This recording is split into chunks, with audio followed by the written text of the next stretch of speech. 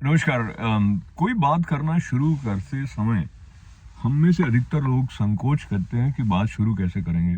और खास करके एक पिकअप लाइन आपने सुना होगा, कहते हैं भाई किसी कन्या राशि से बात करने से पहले कैसे बात शुरू की जाए, वो एक महत्वपूर्ण कला है।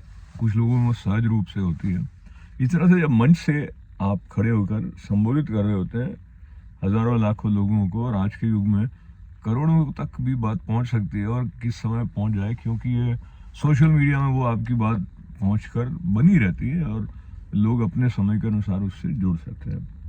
उसमें से यदि बात करने वाला भारत का प्रधानमंत्री नरेंद्र मोदी हो और चुनाव का दौर हो, और वो बात ऐसी हो जो संवेदनशील होती हो, और उसमें ऐसी संभावना हो कि लोग उस बात को लेकर अपनी तरफ से क्या मसाला मिलाते हैं, किस तरह की समझ के रंग से उसको सजाते हैं, वो राजनीति में एक भूचाल, एक बवाल तक खड़ा कर सकती है।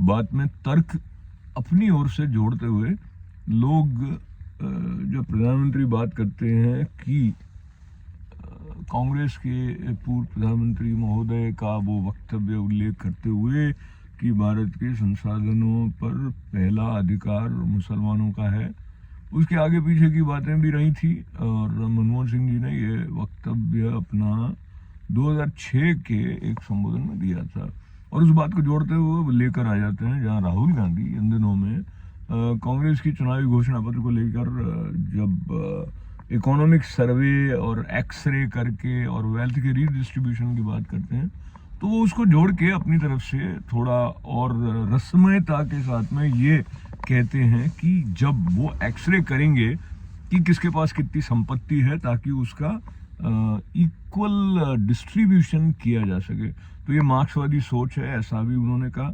और साथ ही ये भी कहा कि वो स्त्री धन तक भी चले जाएंगे। अब ये जो बात यहाँ से शुरू होती है, वो एक बात को स्थापित करने के लिए, अच्छी तरह से कम्युनिकेट करने के लिए। तो ठीक कांग्रेस ने ये नहीं कहा कि वो महिलाओं के मंगलसूत्र तक पहुंच जाएगी, लेकिन ऐसा नहीं कहा हो ये भी नहीं कहा जा सकता है, क्योंकि उसमें से ये बात कोई पढ़ सकता है। अब ये जो पूरा राजनीति में संवाद का या एक प्रकार से विवाद का जो स्थान है, वो इंटरप्रिटेशंस पर जुड़ा हुआ है। तो अब मनमोहन सिंह जी की बात को लेके राहुल गांधी जी के वर्तमान आर्थिक सर्वेक्षण या एक्सरे करके वेल्थ यानी कि संपत्ति के बराबर बंटवारे की बात को करते हुए, तो उसमें फिर कई प्रश्न उठ खड़े होते हैं। जैसे ये कि जो अधिक धन कमाने के लिए कुछ व्यवसाय कर रहा है, तो उसका जो उत्साह वो कैसे बना रहेगा, क्योंकि वो कमाएगा और आप उसको कहीं बांट दोगे। अच्छा, कहाँ बांटोगे उसके बारे में जब उन्होंने मनमोहन सिंह जी के वक्तव्य से बात को लेकर जोड़ा, तो उन्होंने ये भी कह दिया कि ये उन लोगों में बांट देंगे जिनके अधिक बच्चे हैं और जो घुसपैठिए हैं। अभी घुसपैठिए बात को लेकर जब रोहिंग्या मुसलमानों के आगमन की बात को लेते हुए पश्चिम बंगाल की स्थितियों की तरफ ध्यान जाता है, और सीधा सीधा ये हो गया कि उन्होंने कहा कि ये मुसलमानों में बांट देंगे। तो एक अलग तरह का एक गर्मा गर्मी चुनावी प्रचार के बीच में जाग गई।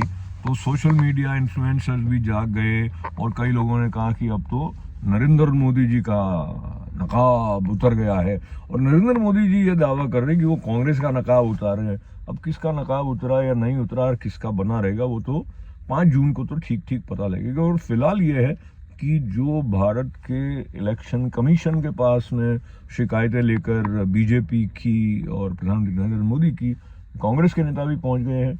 और हेट स्पीच क्या होता है, इसके बारे में भी हमको सोचना होगा कि जब एक पिक्चर में गाना आया था कि तुम कहो तो क्या मैं कहूँ तो कैरेक्टर ढीला, ऐसा कुछ था।